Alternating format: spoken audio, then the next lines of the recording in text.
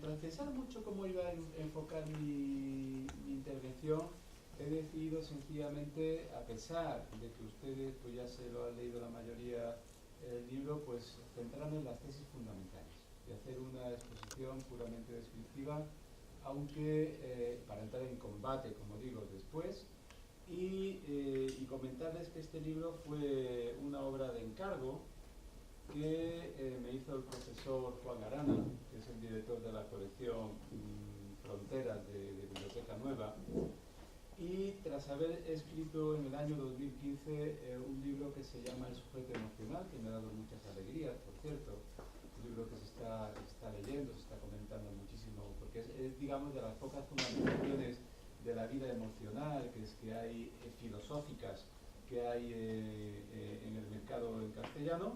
Y después de traducir una obra que no sé si ustedes tienen referencia de ella, pero este libro le debe mucho a ese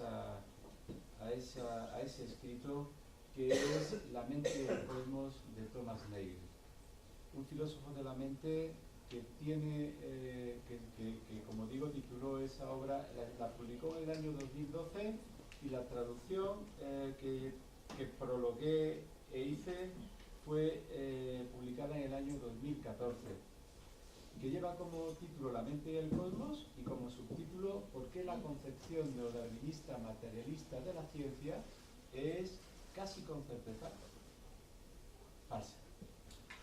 Y ahí entramos efectivamente a hincarle el diente a la cuestión. Vamos a ver.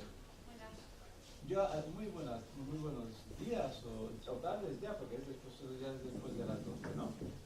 Quería también agradecer al promotor de la publicación de este libro, porque es de justicia, a la Asociación de Filosofía y Ciencia Contemporánea, que me apoyó muchísimo a la hora de publicarlo, y especialmente a su presidente, el profesor Alejandro Llano, que lamentablemente está pasando por una situación de enfermedad ahora, pero al que nunca agradeceré lo suficiente pues su apoyo y su mecenazgo. Una de las condiciones que me puso el profesor Juan Arana a la hora de escribir este libro fue que no tuviera una excesiva dimensión y que el libro ya publicado no tuviera más de 200 páginas. Y casi lo consigo. Es decir, el libro publicado tiene 204. Eso, lo cual significa que el esfuerzo de síntesis que ha tenido que hacer ha sido enorme, porque un libro que se llama Orígenes del Hombre puede tener fácilmente, el de Darwin pues tiene 500 páginas, ¿verdad? El de Descent tiene pues 500 páginas. El mío podía, sin esa limitación, haberse extendido mucho más, ¿no? Vamos a ver, y este libro pretende ser una línea de horizonte sobre la antropología filosófica desde el origen del ser humano hasta la muerte del hombre, según las perspectivas transhumanistas, si es que eso es posible. Efectivamente, cuestión de la que yo discrepo, pero que hay algunos autores como Bostrom o Hans Moravec o Ray Kurzweil que sostienen que el ser humano debe tomar la rienda de su propia evolución y en consecuencia superar su propia naturaleza en otras dimensiones diferentes, ¿no? Este libro pretende ser interdisciplinar y en ese sentido se funda en una idea de la antropología filosófica muy scheleriana, de Max Scheler, que ya el doctor Sánchez Palencia les habrá comentado. Es decir, la antropología filosófica yo la concibo como una síntesis en el plano filosófico de los datos que aportan las ciencias empíricas. De tal manera que o la antropología filosófica, la pregunta por qué o quién es el hombre, se funda en los datos que nos van aportando las preguntas sobre quiénes son los hombres y cómo son los hombres, pues se queda, me parece a mí, en una pura especulación que carece realmente de sentido. De esa manera habrán visto ustedes que mi constante apelación en el libro a la paleoantropología, a la antropología física, a la antropología sociocultural o a la fenomenología, a la historia cultural, es efectivamente constante, porque considero que esa es la forma auténtica, real, de hacer una ciencia, una disciplina filosófica sobre el hombre, y no únicamente una disciplina especulativa que en ocasiones se ha dado mucho en la historia del pensamiento, pero que por desgracia tenemos oportunidad de hablar de eso si les interesa, pues quizás ha excluido de esa manera esos tipos de antropología a priori, ha excluido a demasiada gente, a demasiadas personas fuera del ámbito del humano, ¿no? Solamente por contarles, por ejemplo, la definición de hombre que daba Aristóteles, o reducida al ámbito del varón griego, ciudadano, adulto, etcétera, o bien, por poner otro ejemplo, las disputas de las juntas de Valladolid de 1500 en torno a si los indios de las Américas pues tenían alma inmortal o no la tenían, etcétera, etcétera, ¿no? Esos son indicios propios de antropología de tipo de corte especulativo. Yo creo que eso se rompe bastante bien con las antropologías basadas, como les digo, desde el punto de vista schelleriano, ¿no? Pero eso, como digo, tendremos oportunidad, no quiero extenderme en esa dimensión, porque eso nos llevaría muy lejos y me separaría de las tesis fundamentales de Orígenes de Mundo. Este libro tiene fundamentalmente tres supuestos, en los que por supuesto me gustaría entrar a la hora del debate, aunque no he podido justificar fundamentalmente dentro del texto mismo. En primer lugar, pretende ser una obra no reduccionista, o dicho de otra manera, poner en cuestión el programa naturalista. Diciéndolo de otra forma, es que el ser humano no es completamente explicable atendiendo solo a parámetros de la ciencia natural. Siempre queda algo fuera. De tal manera que la perspectiva que diría que desde la física y la química se produce el nacimiento de la vida y del nacimiento de la vida se produce el nacimiento de la conciencia, está bien como paradigma metafísico o como proyecto del programa de investigación, pero eso todavía tiene que ser demostrado. Es decir, no existe una demostración absolutamente radical de la continuidad del programa metafísico naturalista, ¿no? Y en ese sentido me apoyo mucho en los argumentos de Hegel en el libro que antes le comenté de la mente y el cosmos, ¿no? En segundo lugar, otro presupuesto es que no quiere ser relativista. O dicho de otra manera, pretende sostener que existen unas estructuras comunes a lo humano y que en consecuencia el constructivismo cultural, si bien está justificado como modalización de la estructura de la subjetividad, no puede sostenerse de forma radical, ¿no? Puesto que existe, digamos, algunos parámetros comunes, aunque no sean quizás demasiados, a pesar de que, por ejemplo, existan lenguas diferentes, normas diferentes y símbolos diferentes, sin embargo lo común al ser humano es tener lengua, norma y símbolo. Por tanto, esa estructura de la subjetividad es previa a toda modalización cultural. Esa es la tesis que sostiene este libro. Y en tercer lugar, la tesis, también como supuesto, es que el ser humano tiene una especificidad o una singularidad propia.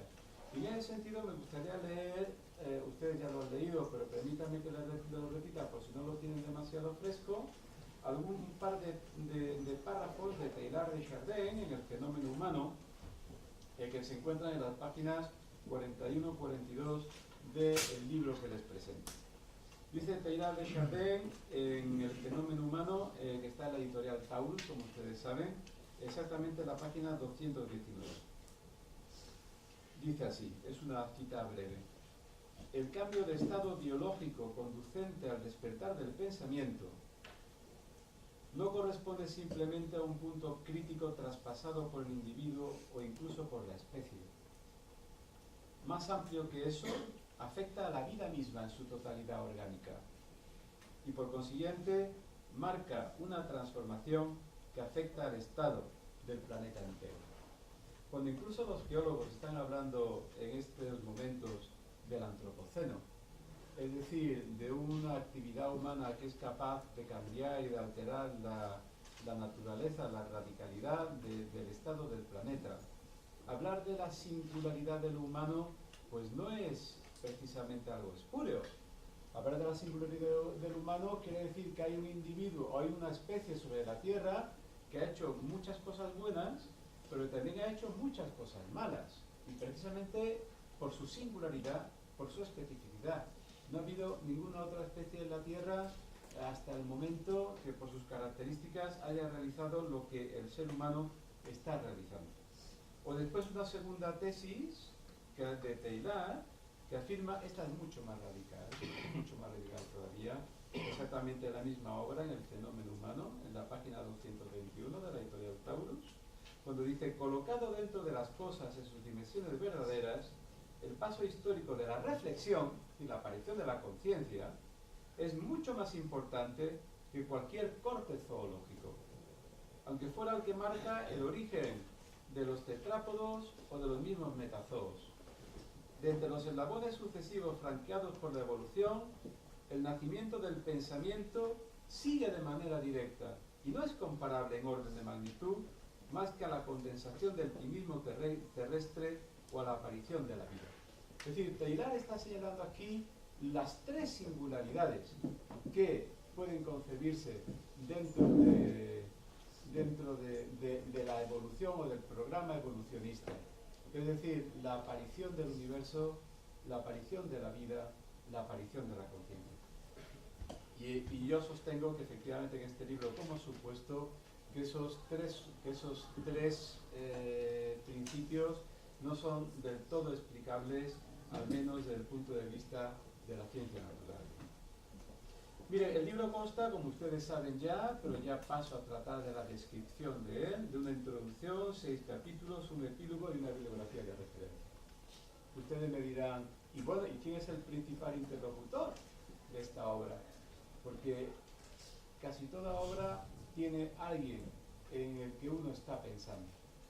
Y desde luego, en los cuatro primeros capítulos está claro que ese interlocutor no es otro más que Charles Darwin. Fundamentalmente sus obras principales. Y ustedes me pueden decir, bueno, pero ¿cómo una obra escrita, publicada en el año 2017, puede tener como referencia a un autor cuyas primeras obras más importantes se publicaron hace siglo y medio? En 1859 El origen de las especies, en 1871 El origen del hombre, en 1872 La expresión de las emociones en los animales y en el hombre. ¿Por qué? Y en ese sentido a mí me gustaría citar además a otro autor, que es David Hume. A mí me parece que en el campo de la filosofía y concretamente de la antropología, Charles Darwin por un lado y por otro en el de la teología natural, sobre los diálogos sobre religión natural, los argumentos de Darwin y de Hume se vienen repitiendo constantemente por los que atacan, por los gradualistas, es decir, por los que sostienen el programa naturalista, o bien por los que atentan o por los que están en contra fundamentalmente de cualquier sustento a una religión de índole revelada, de índole sobrenatural. Es decir, los argumentos de Hume en teología natural y los argumentos de Darwin en el ámbito de la antropología no están pasados de moda. Están constantemente siendo repetidos, de verdad, bajo otro tipo de literatura, bajo otro tipo de retórica, y para pensar en ellos me he preferido irme directamente a la obra principal, que es donde se sostiene en su prístina pureza la formulación de esas argumentaciones. En ese sentido, les cito a Darwin, porque aquí está el inicio de la cuestión. En El origen de las especies, que está en la editorial en castellano, en la página 478, ya prácticamente terminando El origen de las especies. Dice Darwin, es una hipótesis que sostiene, hay que diferenciar entre lo que demuestra Darwin y lo que es el programa de investigación darwinista. Esas son dos distinciones que hay que tener suficientemente claras, ¿no? Dice, en lo futuro, como hipótesis, sostengo que el tiempo dirá, eso significa en lo futuro, el tiempo dirá, veo campo para investigaciones mucho más importantes. Y sostiene ahora la tesis relevante que quiero enunciarles. La psicología se basará seguramente sobre los cimientos de la necesaria adquisición gradual de cada una de las facultades y actitudes mentales. Y se arrojará mucha luz sobre el origen del hombre y sobre su historia. Esa es la tesis fundamental de Darwin sobre la aparición del intelecto humano. Es una tesis fundada en una psicología de corte asociacionista, es decir, lo complejo proviene de lo simple. Y lo complejo no es más que un resultado de la complejificación de lo simple, de la unión paulatina de lo simple que necesariamente dará como resultado un salto o bien una continuidad en el ámbito de las facultades mentales. Esta tesis de Darwin es desarrollada en el capítulo 3 y 4 del origen del hombre del año 1871, fundamentalmente argumentándola en 5 ámbitos, que son las facultades intelectuales, el lenguaje, el sentido de la belleza, la creencia en Dios y la conciencia moral. Ahí sostengo yo un pulso en el libro entre las páginas 94 y 103 para demostrar que ese naturalismo, ese gradualismo, esa continuidad que observa Darwin en esos 5 ámbitos no se sostiene. Es decir, que las argumentaciones que realiza, a mi parecer, permítanme la rudeza, son un tanto tramposas. Especialmente la argumentación que realiza sobre el lenguaje y sobre el sentido de belleza, ¿verdad? Y también un poco en el ámbito de la conciencia moral, puesto que la visión de la moral que tiene, me parece a mí, si ustedes han examinado el libro, verán cómo lo sostengo de forma taxativa, pues eso es una argumentación que concibe a la moral de forma un tanto bronca, no una moral de la excelencia, sino una moral de mínimos. Y evidentemente en nuestra sociedad la moral de mínimos es lícita para convivir, pero una moral que se base solamente en los mínimos no garantiza el triunfo existencial, la riqueza vital y desde luego lo que significa una vida en sentido pleno. Vamos a ver, de tal manera que lo que pienso hacer, lo que hago en el libro es deconstruir,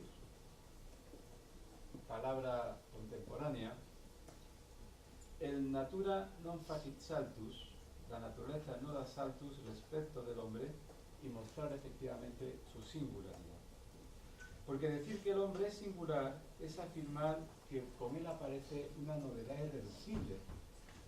Ahora entraremos sobre eso. ¿Qué ocurre? Que miren ustedes, el hombre puede ser producto de la evolución natural y cultural, pero lo que no está demostrado en absoluto es que sea fruto del puro azar, como sostiene el neodarwinismo. Vamos a ver, ese supuesto del programa naturalista, que el hombre es producto del azar, ha sido asumido de forma incuestionada, y en eso a mí me parece que los que no somos naturalistas estamos perdiendo la batalla, por amplios sectores de la divulgación científica. Y está siendo trasladado como obviedad al gran público. Es decir, todo el mundo no ha pensado suficientemente bien, por ejemplo, la compatibilidad que puede existir entre la evolución, la doctrina de la evolución y la noción de Dios. Recuerdo cuando hace unos meses estuve en la Universidad de Navarra inaugurando el curso del CRIF, precisamente tratando sobre los orígenes del hombre. Uno de los profesores me comentaba que 2/3 de los alumnos de su universidad de ciencias, y específicamente de medicina, concebían que las nociones de religión, de Dios y de evolución eran incompatibles. Es decir, ahí hace falta un pensamiento que no está ejercido, o al menos no lo estamos ejerciendo de forma suficientemente buena, para darnos cuenta de que ni siquiera el propio Darwin sostuvo esa tesis, sí en su vida práctica, pero no en su vida especulativa, cuando al final de, por ejemplo, El origen de las especies, sostiene que el paso que existe de lo simple a lo complejo puede ser perfectamente una buena muestra, no del creacionismo fijista, pero sí de la sabiduría de Dios que ha hecho proceder las formas complejas desde las más simples. En el capítulo primero, tema que habría efectivamente mucho que tratar, pues se habla del sencillo mecanismo de Darwin, es decir, la selección natural, que procura la supervivencia de los más aptos. Yo creo que efectivamente eso sí está suficientemente bien asentado, pero lo que no está bien asentado, a mi parecer, es el programa metafísico que se deriva de ahí y que señala, fundamentalmente en el ámbito del neodarwinismo, que el ser humano, o la vida, o el nacimiento del universo, se puede deber fundamentalmente a ámbitos azarosos. Es decir, el azar como fuente, como única fuente de la posibilidad de existencia del universo, de la vida y del ser humano. De tal manera que aquí se nos plantearía una dualidad. La mente por algún lado, el diseño,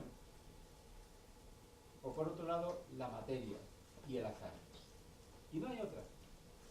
Quiero decir, aquí o sostenemos las tesis neodarwinistas del azar, o sostenemos, a mi parecer, y en eso podemos entrar después, que existe algún tipo de causa final que hay que introducir en los procesos de teleología, que hay que introducir en los procesos de evolución del universo y que puede situarse a diversos niveles de análisis, pero que no hay otra forma si queremos escapar efectivamente del programa naturalista o del programa que sostiene que la única posibilidad, que todavía eso es una hipótesis, ¿verdad? Es efectivamente el surgimiento de todo el universo, de toda la existencia, de todo lo que existe, de toda entidad, teniendo como única causa el azar, ¿no? En el segundo capítulo, perdonen ustedes que vayan tan deprisa, pero creo que merece la pena sobre todo el diálogo que podemos tener después.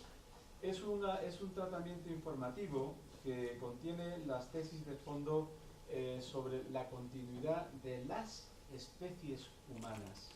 Es decir, sobre una singularidad que es la aparición de la ideación, la aparición de una idea que es capaz de ser llevada a la realidad, no solamente por instinto o por aprendizaje, sino por creatividad intelectiva, es decir, poner en la realidad lo que se genera idealmente, pues eso surge según las tesis que voy sosteniendo desde el Homo habilis en adelante. Es decir, habría una continuidad, insisto en ello, de las especies humanas y no habría una especie humana propiamente separada como los fenómenos de hibridación han puesto de manifiesto, tanto en el caso del Homo neanderthalensis como el hombre de Denisova, y el que habría hablar más que de una especie humana, Homo sapiens, de una cronoespecie, una especie que se mantiene debido a ciertas circunstancias naturales y culturales, que se mantiene desde el Homo habilis en adelante, ¿no? En el tercer capítulo trato acerca de las características comunes de la producción cultural. Y en este sentido hablo fundamentalmente de las conductas que no están determinadas biológicamente, sino para las que existe una cierta tradición. Fíjense ustedes cómo los animales de alguna manera parten siempre de cero, cuando no son domésticos, claro. Es decir, no heredan tradición, se fundan en la repetición lineal del ciclo de nacer, crecer, reproducirse y morir. Y la siguiente generación repite esa misma línea continua. De tal manera que no existe, por decirlo de alguna manera, ni siquiera en el ámbito del aprendizaje, un aprendizaje de tipo activo. No se enseña con el afán de transmitir conocimiento. El aprendizaje que tienen los chimpancés, por ejemplo, que tienen los bonobos, cuando enseñan a sus crías a preparar los palos por los que pescan las termitas o las hormigas, como bien puso de manifiesto Jane Goodall en sus investigaciones sobre entre los chimpancés en el Gombe, pues es un aprendizaje pasivo. O sea, no lo hacen con la intención de enseñar, sino que las crías observan a sus madres de forma pasiva y de esa manera aprenden. Y después las conducen directamente a la realización de la actividad. Por otra parte, no repiten herramientas, no se guardan herramientas. Y en consecuencia no hay transformación ni hay progreso en la elaboración de las herramientas, como sí lo hay en el caso del Homo sapiens sapiens, ¿no? O a partir del Homo habilis, que sí efectivamente empieza ya a guardar, como ya les digo, las herramientas, ¿no? Miren, los ámbitos fundamentales de la técnica que analizo en el libro son tres, como antes les he puesto de manifiesto: el utensilio, la herramienta, la norma, que es modalizada culturalmente, y el símbolo. Y fundamentalmente el símbolo es el símbolo de los símbolos, que es el lenguaje, ¿no? La producción más alta simbólica es justamente la comunicación a través del lenguaje verbal articulado. Y permítame que me repita un poco el argumento. Quiero decir, así como las normas varían, los utensilios varían, los símbolos, las lenguas varían, sin embargo, es previa la necesidad del utensilio, la necesidad de la norma y la necesidad del símbolo y del lenguaje para que nazca precisamente lo humano. En el capítulo 4 trato sobre la intencionalidad del cuerpo, sobre la afectividad, el origen de la afectividad del sentimiento humano. Ese capítulo lo desarrollo mucho más en el libro de 2015, El sujeto emocional. Pero a mí me gustaría destacarles cómo efectivamente el saber no se reduce sola y exclusivamente a conciencia. No es la ciencia lo único que sabemos. También el cuerpo sabe muchas cosas y bastante más de las que conscientemente sabemos acerca de nosotros mismos. Cuando nos dicen, por ejemplo, como a mí me dijeron cuando me entró el problema que tengo ahora, no, usted lo que le ha entrado es una bajada de defensas debido al estrés. Y vamos a ver, si yo siempre me he caracterizado, al menos siempre lo he supuesto, por dar capotazos a la vida, por dominar la existencia y tal, ir tranquilamente por ella, y no que ahora resulta que la vida me está comiendo, ¿verdad? Y es que el cuerpo sabe cuándo hay que parar. Lo mismo que la tristeza como emoción supone una interiorización, una introspección para recomponer una pérdida, por ejemplo, de la misma manera el cuerpo sabe los fenómenos que tiene que traslucir para guardar su supervivencia y guardar su bienestar.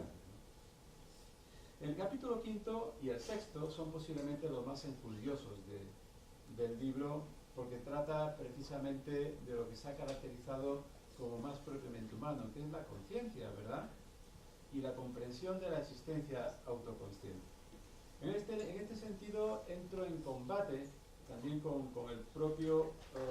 la propia persona que me encargó el libro, que es el doctor Juan Arana, y su libro La conciencia inexplicada.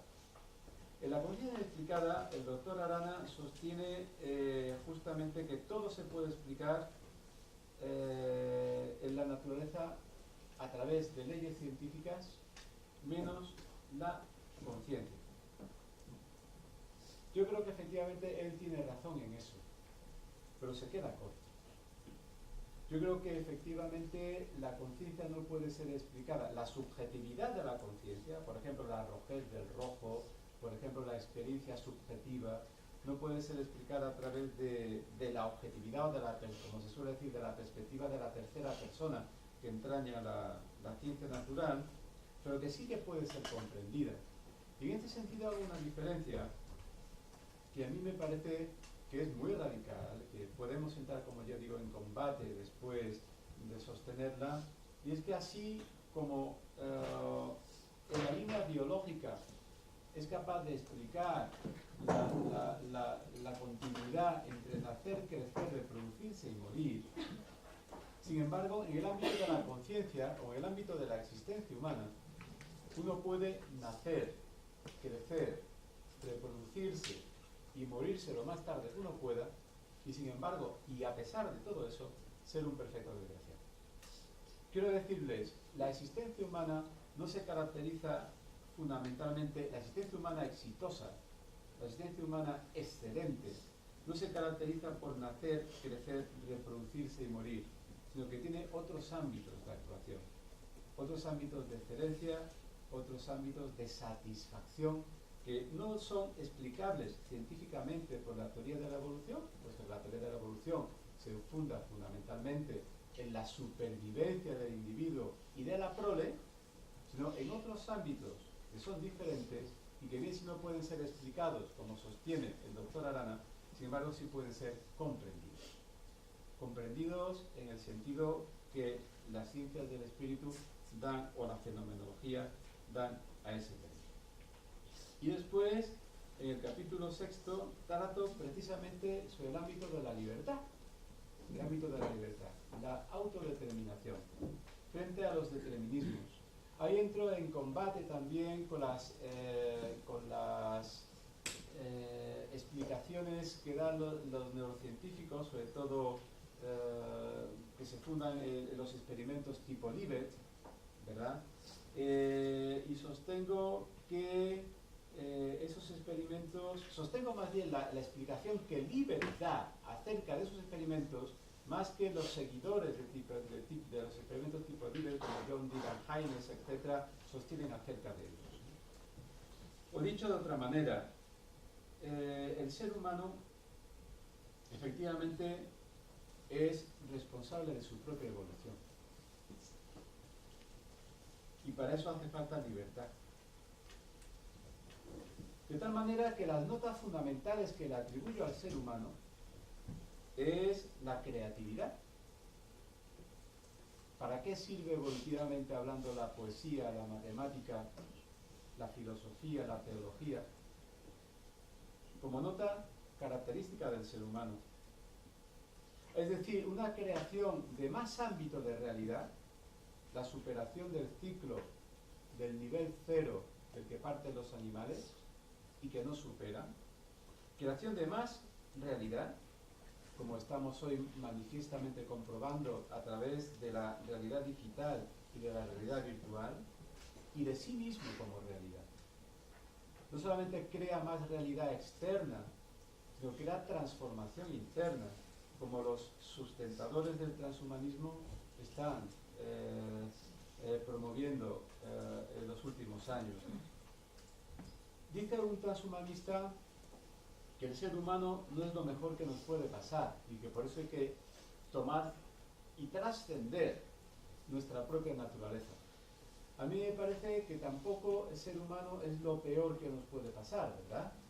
Y en consecuencia lo que tenemos que hacer, más que superar nuestra propia naturaleza a niveles, ya entraremos en eso, si quieren ustedes, a niveles demasiado arriesgados éticamente hablando, lo que tenemos que hacer sobre todo es producir la tecnología suficiente para sostener terapéuticamente al ser humano, para ampliar, digamos, sus conductas a ciertos niveles límite, pero no extrapolarlo, como digo, hacia ciertas extrapolaciones, perdón por la redundancia, que pueden ser éticamente cuestionables. Y después en el epílogo trato sobre el tema de la dignidad. ¿En qué consiste la dignidad humana? Hay discusiones de primatología, sobre primatología. No quiero decir que los animales no tengan dignidad, desde luego tienen valor. Tienen derechos. Bueno, en la medida en que un derecho exige una responsabilidad y no son responsables, no podría decirse que tienen derechos estrictamente hablando. Es un argumento que se sostiene con bastante fuerza los que se sostienen con bastante fuerza y con bastante, me parece, serenidad los que sostienen la dignidad humana o la especificidad de lo humano, ¿no? Pero a mí me parece que la dignidad de lo humano radica en dos características. Dos características que he denominado con neologismos, con los términos autodestinación y trascendimiento. La autodestinación es la capacidad del ser humano de elegirse a sí mismo. de tomar las riendas de su propia existencia. Y el trascendimiento es la capacidad no de permanecer en el estado en que uno se encuentra al nacer, o al crecer, o al reproducirse, o al morir, sino el trascendimiento es la capacidad de ir siempre más allá. Cuando ustedes le hablen de trascendencia, no lo eleven solamente a un nivel teológico, considérenlo en su nivel puramente filosófico. Trascendimiento es trascendere, es decir, ir más allá. Y el ser humano se caracteriza por ser susceptible de tradición y ser susceptible de progreso.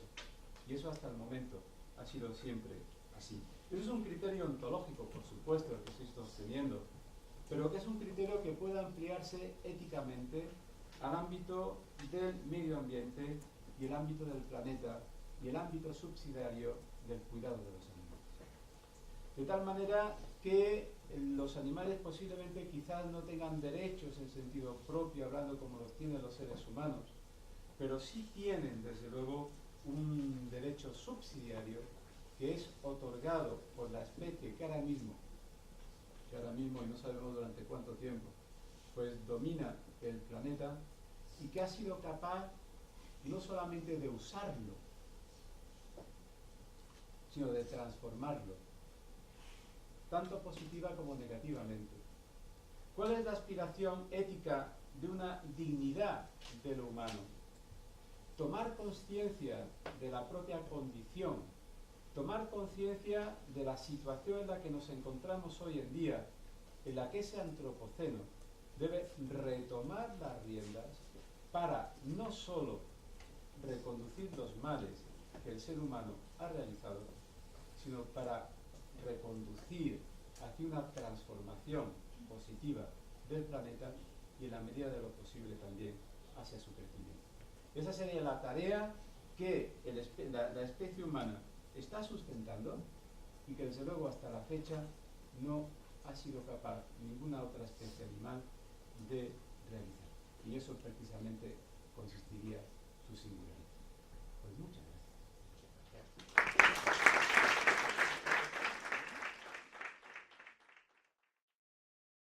Acabas de decir que una de las características del ser humano es la trascendencia del nivel biológico a uno más allá para alcanzar la excelencia. ¿Hay alguna manera de trascender la contingencia? No, lamentablemente tenemos que asumir nuestra propia contingencia, es decir, nuestra propia finitud, es decir, nuestra propia condición de entes, de seres mortales. Esa es, digamos, además es una de las tareas más difíciles de asumir en la propia existencia. Es decir, uno cuando nace y tiene la edad que tú tienes, cree que uno puede hacer absolutamente todo, ¿verdad? El problema es cuando uno ya empieza a usar estas cosas. Y por lo tanto, apelando a un libro maravilloso de Teilhard de Chardin que se llama el medio divino, hay que saber ser capaz no solamente de actuar en las actividades o de asumir las actividades, sino ser capaz de asumir las pasividades. Es decir, esa contingencia que naturalmente tenemos. El ámbito en el que yo decía que esa trascendencia puede tener sentido es un ámbito en el que es característico del humano y que no se limita solamente a su existencia individual. Es decir, el ser humano trasciende continuamente y efectivamente forma parte o está dentro del ciclo nacer, crecer, reproducirse y morir. Es decir, nace, crece, se reproduce y muere. Una cosa es que eso le afecte y otra cosa es que eso pueda consistir en él su excelencia. La excelencia va más allá de este ciclo, pero ese ciclo le sigue afectando. No sé si me explico suficientemente, ¿no? La trascendencia es justamente que hay una especie que necesita crear. Necesita crear en todos los sentidos. Y esa necesidad de creación es propia de su singularidad. Quien lee mucho tiene necesidad de escribir. que le gusta el arte no se limita a ser un crítico. Tiene necesidad, en muchas ocasiones, a lo mejor se puede quedar en la creatividad intelectual de la crítica de arte, pero tiene necesidad de pintar, de esculpir, de representar, de hacer danza, de tocar música. Y esas actividades, precisamente, que hacen que el ser humano vaya más allá, ahora pongo otro nivel, ¿vale? Son actividades que evolutivamente son puramente inútiles.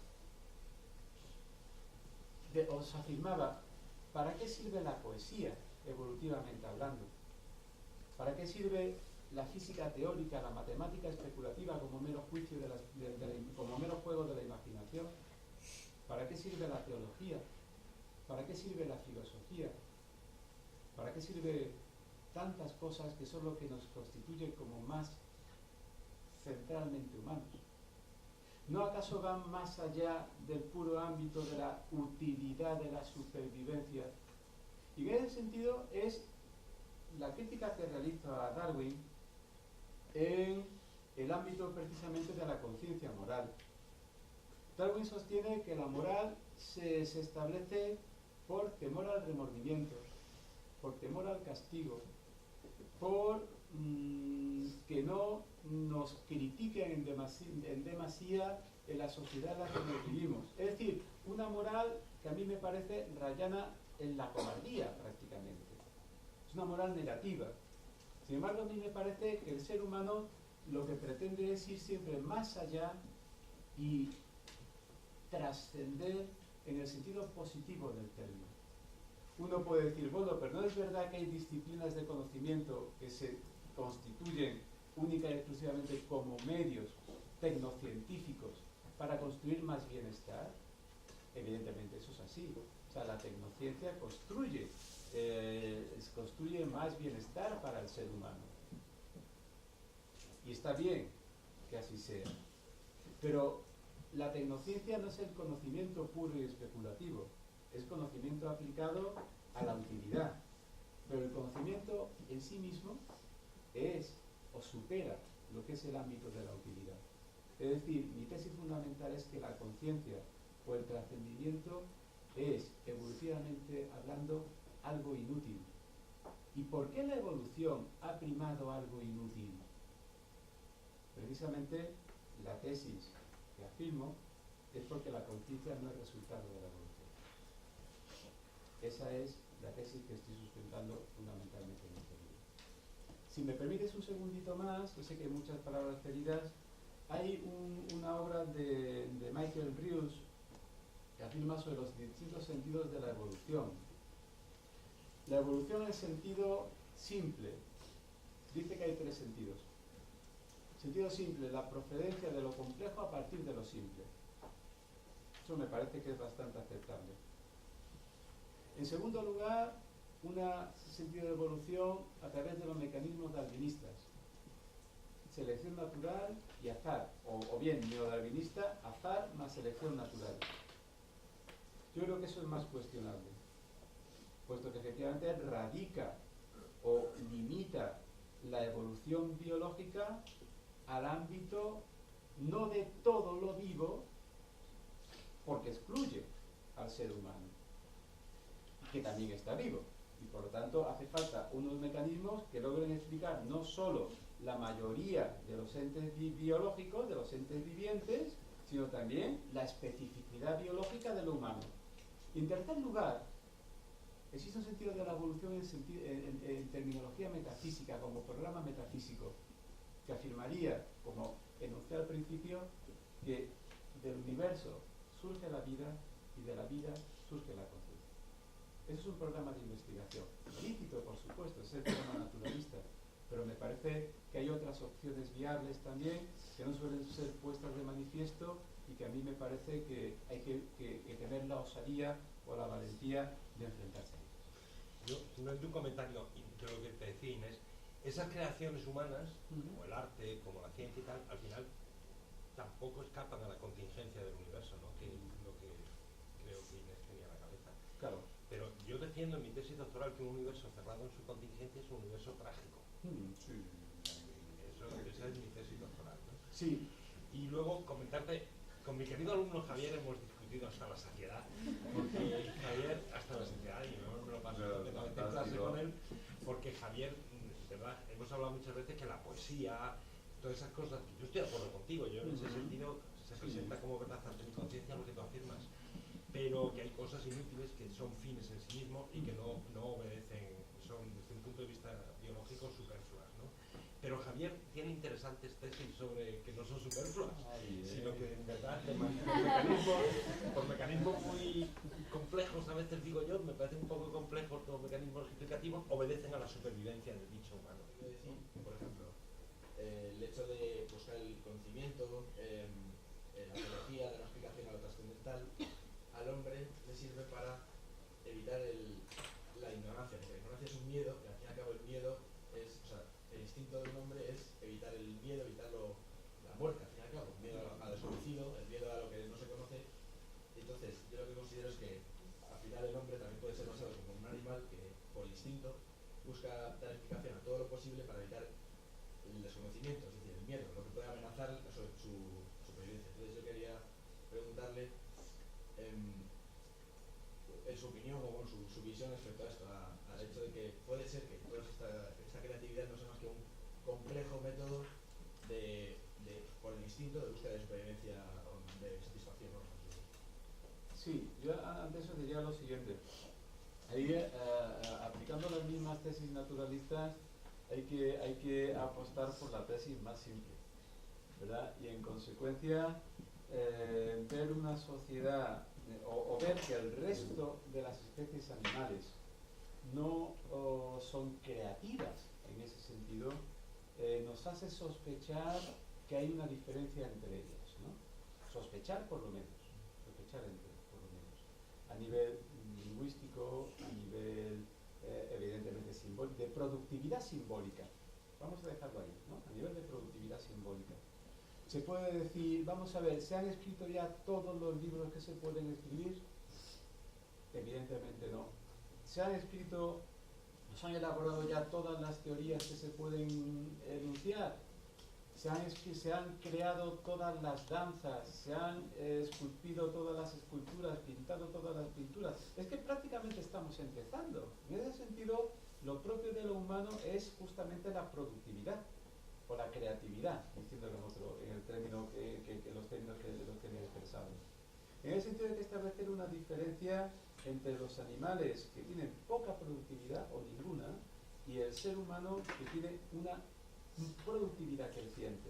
Además, en los últimos años se ve que es exponencial prácticamente. Bueno, exponencial desde hace 10.000 años en adelante con la revolución neolítica, pero en los últimos 80, 90 años pues mucho más todavía, ¿no? Recuerdo cómo Heidegger quedaba absolutamente anonadado por el hecho de la invención de la radio, en Ser y Tiempo. Decía Heidegger, hay que ver hasta dónde hemos progresado, que la palabra enunciada por una persona en cualquier rincón del mundo puede ser escuchada por otra en cualquier otra parte del mundo. ¿Qué no diría Heidegger si conociera, por ejemplo, el Skype, ¿verdad? O la web, ¿no? En la cual no solamente es un monólogo unidireccional, sino una conexión universal entre todos los seres del planeta, ¿no? ¿Qué nos diría Heidegger? Y Ser y Tiempo se publicó en 1927. Fíjate el salto que hemos dado. Hay que partir, pero retomo la pregunta, de la tesis más simple, y eso hace sospechar que efectivamente hay una singularidad. Y permíteme que vaya ahora a lo especulativamente inútil, al sentido evolutivo de lo inútil. ¿Sirve efectivamente la poesía para sacar de la ignorancia al ser humano? Sí, por supuesto. Pero el ser humano tiene una peculiaridad también, y es que a veces dentro de su creatividad se conforma con demasiado poco. Mira los niveles de sociedad en los que andamos, en los que muchos quieren usurpar la conciencia de los otros. Es decir, una manifestación de la libertad es precisamente el asumir la conciencia y la propia condición contingente para trascender incluso las oposiciones que el poder hace a la elaboración de mi propia conciencia. Digamos que en el ámbito puramente animal se produciría lo que es el dominio y el poder del fuerte sobre el débil. ¿Puede producirse eso en el ámbito de la comunidad humana? Se produce, de hecho. Hay, por decirlo de alguna manera, exceso de, como decía la filosofía existencialista, de existencias inauténticas. Pero ¿cómo se supera eso?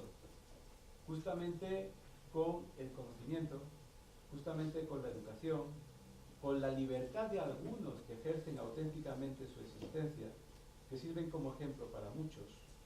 Y eso va mucho más allá, a mí me parece, del mero hecho de la supervivencia. Es decir, ¿por qué la mayoría se contenta con sobrevivir, siendo o estando en su naturaleza la capacidad de crear? Es de alguna manera la necesidad de algunos seres humanos de tener una existencia auténtica la que mueve el resto del planeta. Y eso me parece a mí que va mucho más allá de la propia supervivencia. El hombre puede sobrevivir perfectamente estando como está. ¿Comprendes? ¿Qué es lo que le lleva a salir de su situación? Precisamente una existencia plena que, como digo, supera los mecanismos de índole evolutiva, a mi parecer. ¿Por qué? En ese sentido, Darwin sigue siendo muy espinocista.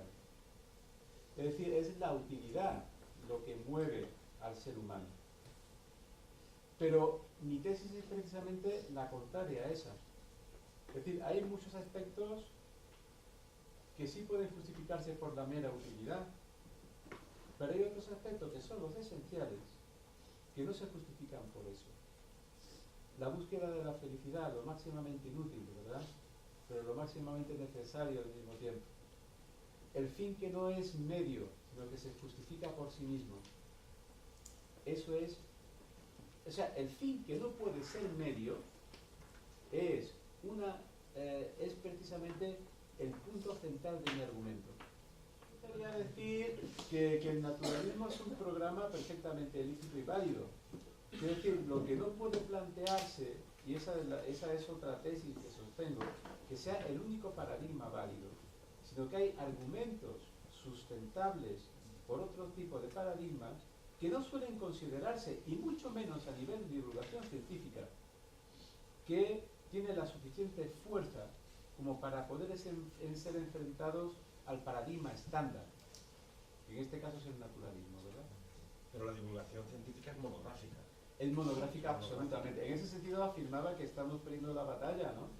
Y de esa... Yo toda la literatura de divulgación que leo, toda responde a la hipótesis naturalista. Todavía no puedo leer un libro de divulgación que no responda a ella.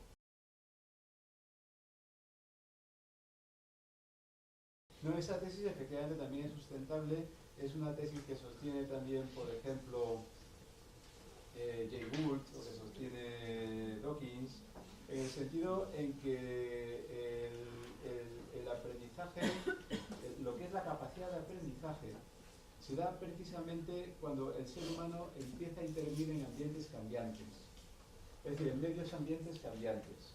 No solamente cuando el ente biológico se encuentra en un nicho ecológico determinado que no cambia y en el cual permanece durante toda su existencia, sino cuando el nomadismo, por ejemplo, o por curiosidad o por necesidad biológica de supervivencia, lo lleva a explorar otros tipos de medios ambientes. En ese caso se puede producir de manera evolutiva lo que podríamos denominar una especie de inespecificidad ontológica del ser humano, que llevaría a lo largo del tiempo a, como sostiene en este caso también Eldridge o Jay Gould en un artículo que se llama Las enjutas de San Marcos, de la Catedral de San Marcos, pues la conciencia como exaptación, dicen ellos. Es decir, como un producto accesorio que surge como una pechina de una catedral que después se aprovecha para ser muy adornada y que destaque sobre todo el resto de la iglesia, ¿no? En ese sentido, la conciencia sería una exaltación, es decir, un producto secundario de la evolución que es aprovechada por el ser humano precisamente para ser utilizada en su beneficio y para crear de forma radical entidades nuevas, ¿no? Lo que pasa es que de nuevo apelo ahí al argumento de la simplicidad en la explicación, ¿no? Naturalista. Es buen argumento, yo creo que sí. Yo creo que efectivamente la exaltación puede ser una posibilidad, pero es demasiado compleja. Es decir, que se haya producido en la evolución un producto secundario que haya sido convertido en protagonista principal de la evolución, a mí me parece que es mucho más fácil apelar a un principio de aparición de la conciencia que sea directamente protagonista de la evolución. Y eliminamos el papel intermedio de la enjuta de la Catedral de San Marcos, de la pechina de la catedral, ¿verdad? Y vamos directamente a la cuestión de por qué la creatividad es una característica de la singularidad humana y que además puede ser explicada, según el programa naturalista, la explicación de por qué el ser humano sale de su medio ambiente es precisamente por las carencias del medio ambiente. Yo pregunto, ¿no es posible argumentar también criterios de curiosidad intelectual para que el Homo ergaster, por ejemplo, saliera de África? Es decir, ¿no está llevado el ser humano por un afán de exploración continua, más que por una necesidad puramente biológica de falta de alimentos? En ese sentido podemos aprovechar la creatividad como origen de la exploración y situar la conciencia antes del propio cambio de medios ambientes, ¿no? Yo creo que ese sería un argumento por lo menos a considerar, ¿no? Pero tomo la referencia del libro de Wilson porque es un autor que yo siempre he leído con pasión. La verdad es que no comparto pocas cosas con él, pero es un pensador que hay que tenerlo en cuenta por su rigurosidad, efectivamente. De la misma manera que yo me he metido mucho con Darwin, pero yo a Darwin le tengo un respeto infinito. Quiero decir que siempre que puedo recomiendo, por ejemplo, a mis alumnos que lean, aunque sea solamente la autobiografía, porque la metodología que sigue Darwin, el rigor intelectual que tiene, es para aprender mucho de él. Y después la honestidad intelectual que tiene, que a veces flaquea en algunos momentos decisivos porque no sabe diferenciar bien en algunos momentos, no en todos, entre lo que es observación empírica y lo que es especulación filosófica, pero la mayoría de las ocasiones sí lo hace. Y es un autor al que hay que tenerle, no digo ya consideración, sino incluso hasta veneración, como padre de la biología moderna que es, ¿no? Y en el caso de Wilson, como generador de la sociobiología, de la misma manera que prestarle una atención especial. Bueno, es una pregunta un poco simple, pero como ya he escrito en otro libro basado en las emociones, sí, como dije antes, pues tengo bastante curiosidad aquí sobre esto, y en el capítulo 4 se habla sobre las emociones, como usted ha dicho. Y usted dice que las emociones en los animales surgen ante los estímulos del medio en orden a su supervivencia. Sí. Entonces, por eso me gustaría saber qué piensa sobre el amor de un perro a sus dueños. ¿Cree usted que es por mera supervivencia, ya que los dueños son los que le cuidan, le dan de comer, etcétera, o hay algo más detrás de ello, en ese caso? Pues mira, esa es una pregunta muy interesante que tiene muchas derivaciones, ¿verdad?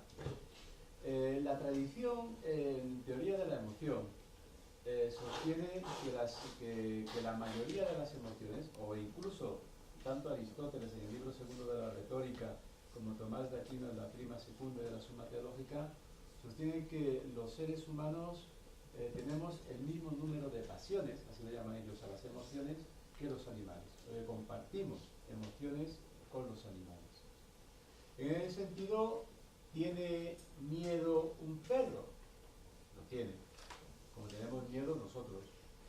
Si vemos un toro que se acerca hacia nosotros, es la misma sensación de miedo que tiene un perro cuando se le enseña un palo con intención de pegarle, ¿verdad?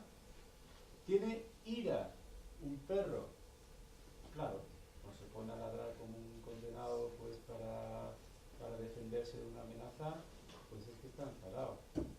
Tiene amor un perro. Desde luego sí tiene veneración, por decirlo de alguna manera así más sonora, con respecto a sus dueños. Ahora bien, frente a esta situación en la que compartimos emociones y que es sostenida por la filosofía clásica, yo doy dos saltos más. Es decir, considero un triple nivel de emoción. Una emoción que tiene como finalidad la supervivencia y en la cual coincidirían las emociones humanas y animales. Un segundo nivel de emotividad en el cual esas emociones son trascendidas en las estructuras propias de lo humano, y en ese sentido el amor ya se diferenciaría de lo que es el amor puramente animal, o dicho de otra manera, no es verdad que uno puede tener amor como no puede tenerlo un animal, pues por ejemplo a la libertad de su pueblo y hacer una huelga de hambre. Fíjate qué cosa más antibiológica que una huelga de hambre. No por motivos biológicos, es decir, no por pérdida de apetito. Yo puedo estar muerto de hambre, tener ganas de tomarme un buen cocido y sin embargo pues no comer por amor a la libertad de mi pueblo. O por ejemplo, habrá cosa más antibiológica que el celibato. Y sin embargo, el celibato por el reino de los cielos, o el celibato por cuestiones académicas, como se sostenían en las universidades inglesas y europeas en los siglos XVII y XVIII, pues ha sido común en la especie humana desde tiempos inmemoriales, ¿verdad?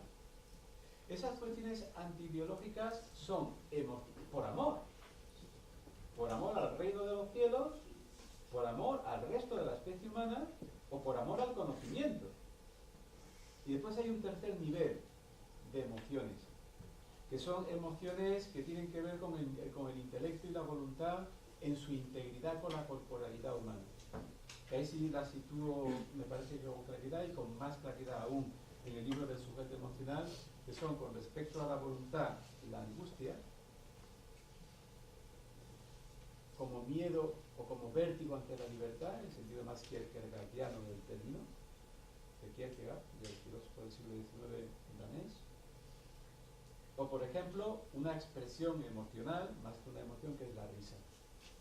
La risa, no la risa chocarrera, no la risa, sino la risa de la ironía, la risa del intelecto, que es capaz de captar sentido en lo que se dice, incluso más allá de lo que se dice.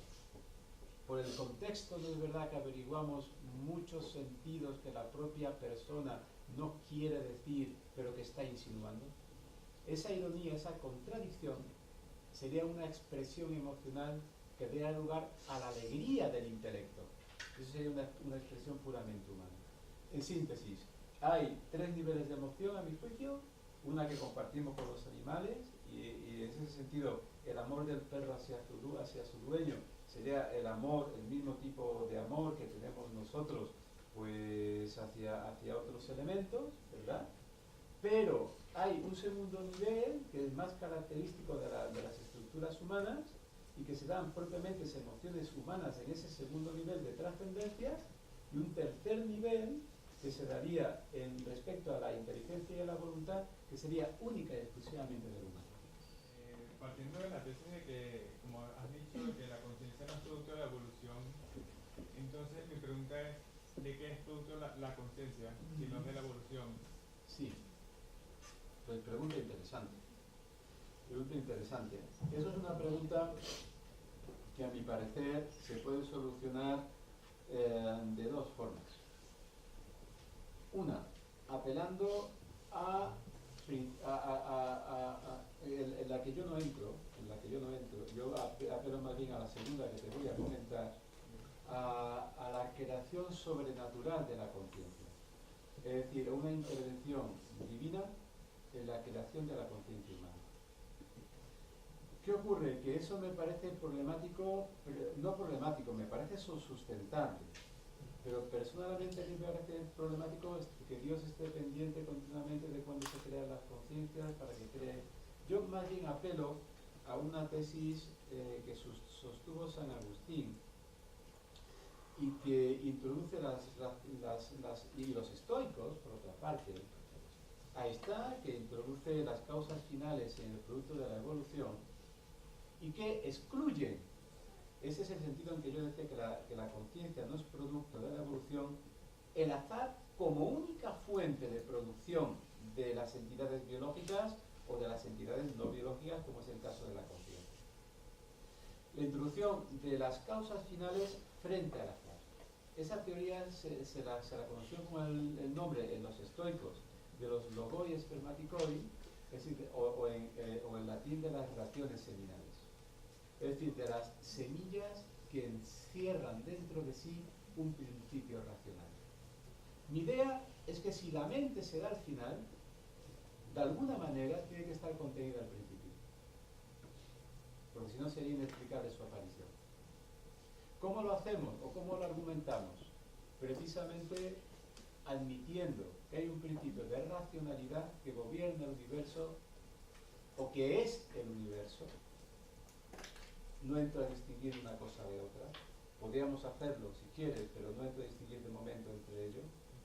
El universo es racional y en consecuencia, por eso es conocible, o al menos parte es racional, y por eso el afán de conocer lo que tenemos, y en consecuencia la mente se da en el origen, aunque a través de causas finales, por teleología, aunque después como producto específico de la evolución aparezca mucho más tardíamente, sin necesidad de una intervención directa, expresa, inmediata de Dios en cada una de las cosas. Son sustentables las dos tesis. La teología cristiana fundamentalmente sostiene la primera. Esa es la tesis que sostiene la teología cristiana católica en concreto. Yo creo que habría que reconsiderar eso de forma filosófica. Y a mí me parece que la única forma filosófica de realizarlo es repensar frente al modelo del azar de nuevo la teoría de las relaciones semillas. Esa sería mi respuesta a ti. Gracias. Bueno, pues yo cuando estaba leyendo el libro, la verdad es que, bueno, continuamente hablamos sobre orígenes del hombre, ¿no? Pues el origen de, no sé, pues la fertilidad y tal. Entonces, yo todo el rato pensaba, bueno, muy bien, estamos hablando del origen, pero ¿y el final? Entonces mi pregunta es, ¿sería posible que existiera como un final del ser humano, no en el sentido de que caiga un meteorito y nos monstruos, sino en el sentido de perdernos a nosotros mismos, de deshumanizarnos completamente? Porque al final, no sé, yo muchas veces pues salgo a la calle o voy en el metro tal y veo pues a la gente pues metida en sus cámaras, en sus móviles, en sus tal, y digo, y es que hay veces que parece que hemos perdido pues las inquietudes, las ganas de pues eso, de necesitar crear algo y tal, pero porque como lo tenemos, estamos en el siglo XXI, en el siglo del clic, de todo lo que necesitamos lo tenemos al instante. Entonces digo, ¿es posible que nos perdamos a nosotros mismos, que nos deshumanicemos como personas? Sí, efectivamente vamos camino de ello, y parte de la consideración de lo que afirmaba que era el antropoceno va por ahí. Uno de los intereses que tiene este libro, a mí me parece, y que es precisamente cuestionarse lo que es la existencia auténtica frente a la existencia inauténtica. Y lo hace de una manera, me parece muy clara, que es cuestionarse para qué sirve saber. ¿Para qué sirve saber? ¿Para qué sirve el conocimiento? El saber se puede justificar por sí mismo, pero tiene también una utilidad fundamentalmente dialógica. Es decir, el saber debe ser, y en este sentido, te lo digo porque creo, a mí me parece que eso es una buena manera de comprender el futuro de la evolución humana, no el presente, sino el futuro, a través de un saber que promueva la intergeneracionalidad. Es decir, el cuidado, ya estamos cambiando valores, el poder poder como dominación frente al poder como cuidado, el poder como acallamiento de la conciencia frente al poder como despertar de las inquietudes. El conocimiento debe ser despertador, fundamentalmente, no acallador. Cuidado de los padres para con los hijos, de los profesores para con los alumnos, que debe ser también al mismo tiempo no solamente intergeneracional, sino que debe ser intercultural. Y aquí nos abre otra perspectiva. Quizás en nuestras sociedades occidentalizadas tenemos todo en este momento, pero hay otras culturas que no lo tienen y que están sufriendo mucho. Y en consecuencia, ¿para qué sirve el saber? Para hacer entrar en diálogo con otras culturas que posiblemente, curiosamente, existe lo que se llama la paradoja de la felicidad, ¿verdad? Es decir, hay la paradoja de la felicidad. Resulta que las culturas que menos tienen parece que son las que son más felices, ¿no? Mientras que nosotros que lo tenemos todos, las culturas opulentas, parece que la sonrisa, la alegría, la dicha es de lo que más carecemos, ¿no? Y en ese sentido recuerdo una frase de Rousseau en El origen de la desigualdad entre los hombres, que en el siglo XVIII decía, el siglo XVIII, nuestra sociedad tiene el conocimiento sin la sabiduría, la fama sin la virtud, el placer sin la dicha. No es verdad que nosotros tenemos conocimiento, pero tenemos sabiduría, buscamos la fama, pero tenemos virtud que respalde esa fama, buscamos el placer, pero tenemos felicidad. En ese sentido, el diálogo intercultural nos hace que seamos conscientes de la paradoja de la felicidad y que efectivamente quizás cambiando los valores de competencia, los valores de dominación por otros valores de cuidado y estableciendo el saber, la comunicación como medio de ese diálogo, sería también una forma de apelar al futuro de la humanidad. Resumo, un saber que sirve para fomentar el diálogo intergeneracional, un saber que sirve para fomentar el diálogo intercultural y un saber que sirve, no por menos, para fomentar el diálogo interepocal. Es decir, ¿nos contentamos con lo que han dicho hoy los seres humanos? ¿No tienen nada que decir al respecto de nuestro futuro Aristóteles, Dante Alighieri, James Joyce, Marcel Proust, Albert Camus o Petipa en la danza como coreógrafo? ¿No tienen las épocas que decirnos cosas a nosotros? ¿No es verdad entonces que el saber se caracteriza por esa comunicación intergeneracional, intercultural, interepocal? ¿Para qué ese saber si no? ¿Para convertirnos en eruditos y en diletantes? ¿Saber para qué? El saber en este caso es enormemente útil, pero no en el sentido en que evolutivamente se establece Darwin. De esa manera, cambiando los criterios de existencia inauténtica que se dan, me parece a mí, entre otras cosas, por un falso sentido de la existencia, y utilizando el saber como medio para esa triple función, podamos esperar quizás a un mundo mejor. Esa es la impresión que a mí me da, y no sé si con eso te respondo la pregunta o te creo más inquietudes de las que originariamente tenías, ¿no? Mayor inquietud, mayor posibilidad de saber. Eso es. Romano Guardini decía, esas cosas son inútiles, pero tienen sentido. Pero tiene sentido, A mí efectivamente. me gusta mucho esa expresión de Romano Guardini, Sí. porque cuando hablamos de la inutilidad, hombre, eso para algo sirve, hombre, sirve un bolígrafo, Un bolígrafo, eso es. Eso no tiene utilidad, pero tiene sentido. Respecto al capítulo 6 de su libro, donde estábamos tratando concretamente en una parte los conceptos de la libertad y la felicidad y cómo se relacionan entre sí, pues ahí usted nos plantea el ejemplo de Aldous Huxley y de la sociedad que plantea con su libro Brave New World, que a mí me parece bastante interesante. Entonces, ahí lo que vemos claramente es una sociedad donde la libertad, se ha renunciado a la libertad en aras de conseguir una felicidad. Y entonces yo planteo, ¿esto podría ser lícito y si lo hace el hombre estaría perdiendo completamente su dignidad? Vamos a ver, a mi parecer, te voy a ser muy sincero, ¿no? Pues yo creo que efectivamente el propio Aldous Huxley estaría a favor, o esa es la tesis principal que sostiene Aldous Huxley en su libro, de forma negativa. Es decir, eso es lo concibe como una distopía, es decir, como algo posible, pero que no debería ocurrir nunca.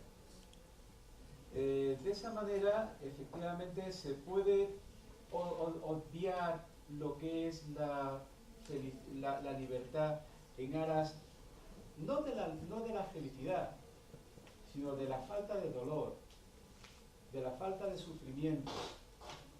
Es una forma reductivista, perdón, yo utilizo la palabra, reductivista de la propia noción de felicidad, ¿no? Uno puede tener una enfermedad y ser muy feliz, uno puede estar lleno de desgracias y estar lleno de dicha, en el sentido en que Rousseau lo empleaba en la frase que antes he utilizado, ¿no? Pero fíjate, quería conectar precisamente con el capítulo 6, el Brave New World, con, sabes que Aldous Huxley es hermano de Julian Sorrell Huxley, que fue el creador del transhumanismo. Vamos a ver, en este sentido, las aspiraciones que tienen personas, como antes he citado algunas, como Moravec o Kurzweil o como Bostrom, etc., con respecto a una sociedad que supere su propia condición humana y que consiga la superinteligencia, el superbienestar, la superlongevidad, ¿no se parecería demasiado al mundo feliz de Aldous Huxley? En ese sentido, a mí me parece que el transhumanismo, siendo lícito evidentemente muchas de las tesis que sostiene, especialmente cuando tiene cuidado al sostenerlas y diferencia entre lo que es la ciencia ficción y lo que es posible hacer actualmente, pues es un riesgo que a mí me parece que no tenemos todavía derecho a asumir. Vamos a ver, y voy a sostener una tesis fuerte. Se dice muchas veces en bioética, se debe hacer todo lo que se puede hacer. Y se dice no.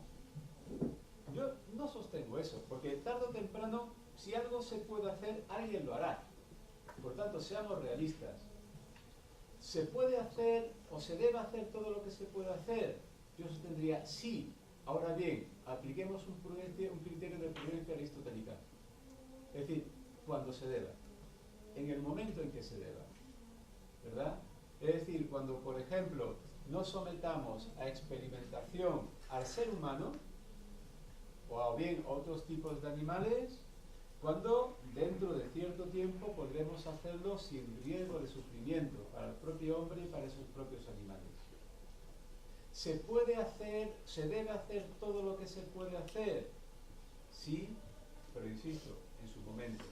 Y en este momento no creo que estemos dispuestos, que estemos capacitados para dar el paso hacia la superación de la naturaleza humana en el transhumanismo. Tenemos que considerarlo. Y en el ámbito de la biotecnología, me comentaba el otro día muchos de vosotros sois de biotecnología, ¿no?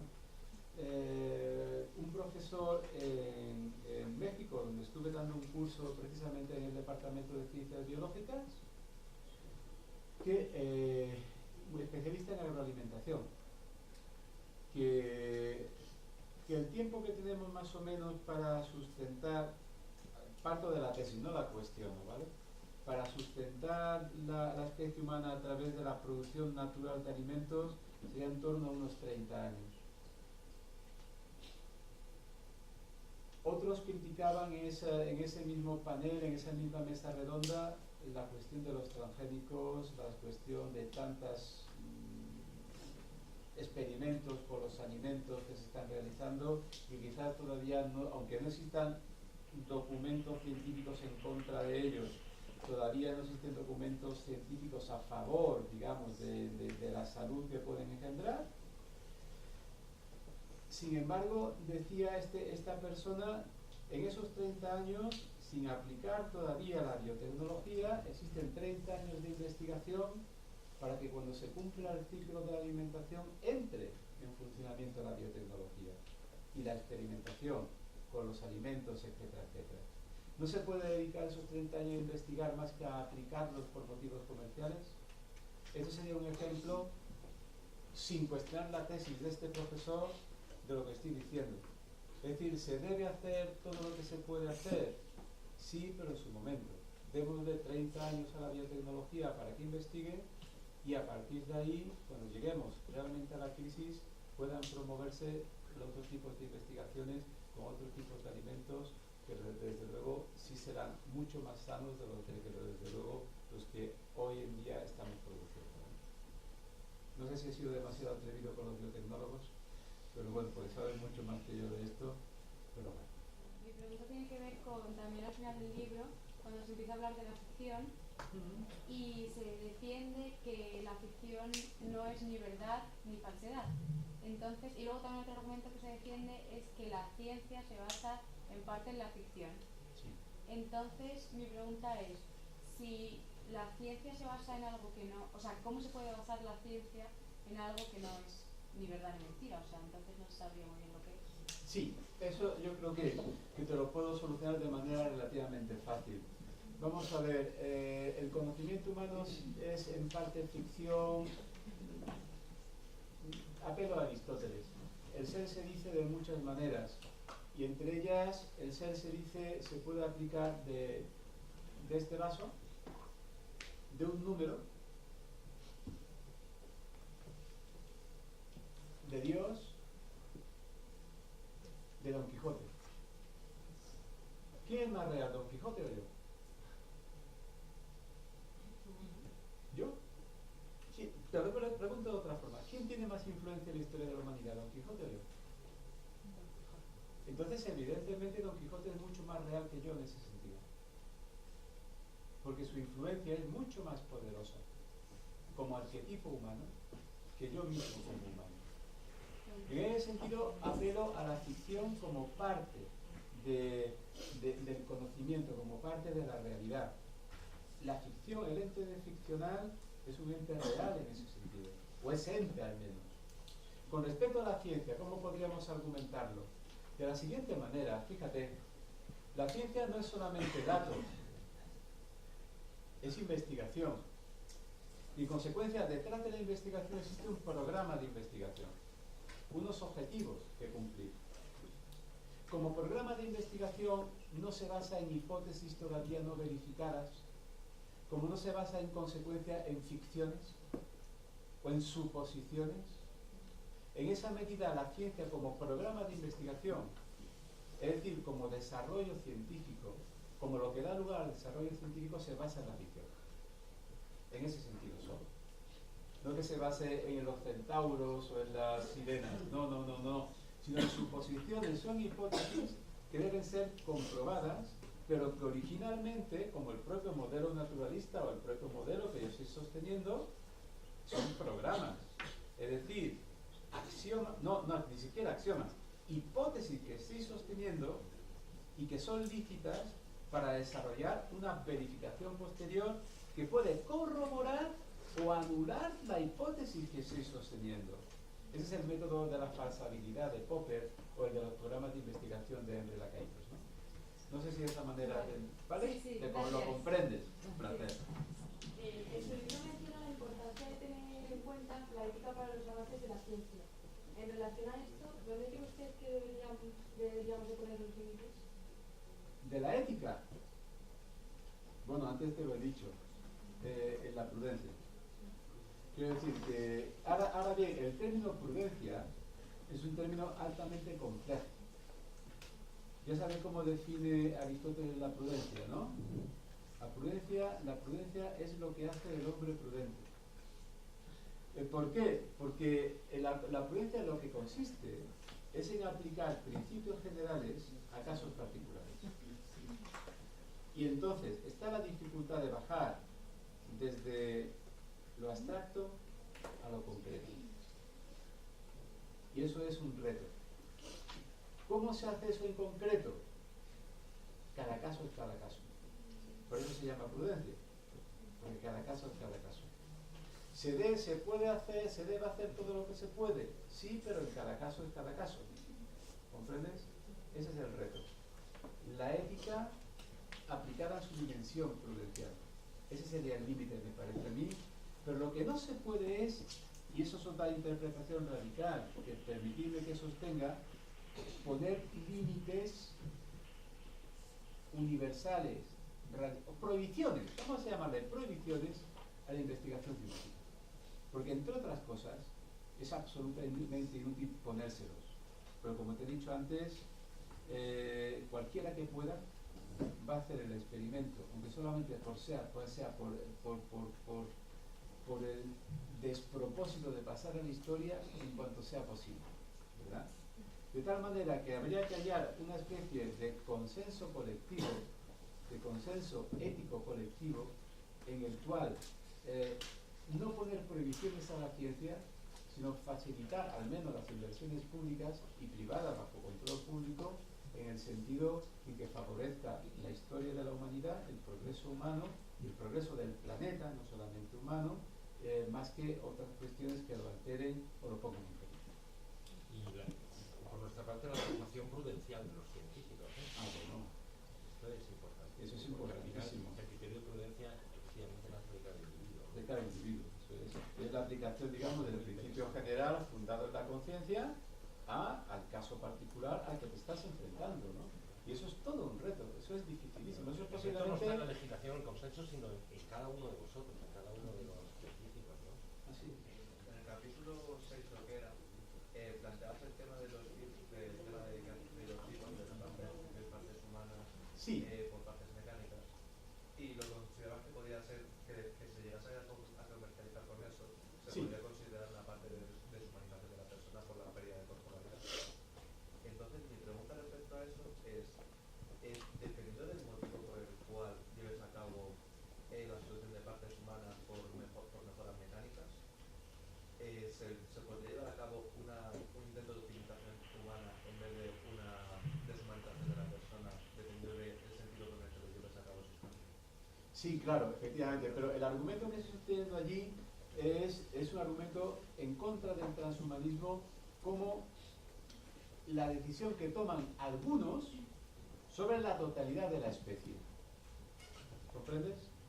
Es una argumentación crítica con el poder político que asume que la humanidad debería ser A, B, C, D, E. Y de esa forma tiene que ser la humanidad, el resto de la humanidad. Mi argumento no va en contra, por ejemplo, de que una persona individual en su libertad decida ponerse un implante en el occipucio para percibir colores de forma diferente con un implante justamente en la corteza visual, ¿no? Me parece bien. Hace poco, de hecho, estuve este verano estuve en Medellín dando otro curso y había un congreso de cyborgs, pero de cyborgs auténticos. Quiero decir, había uno que tenía una antenita puesta en la cabeza precisamente en la corteza visual, porque de esa manera le proporcionaba una perspectiva distinta de los colores y de la profundidad.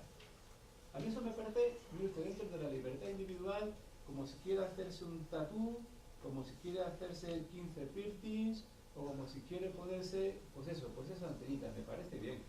O bueno, no tengo que cuestionar, no es que me parezca ni bien ni mal, no. Simplemente no tengo por qué cuestionar su libertad si tecnológicamente es posible. La cuestión es la siguiente.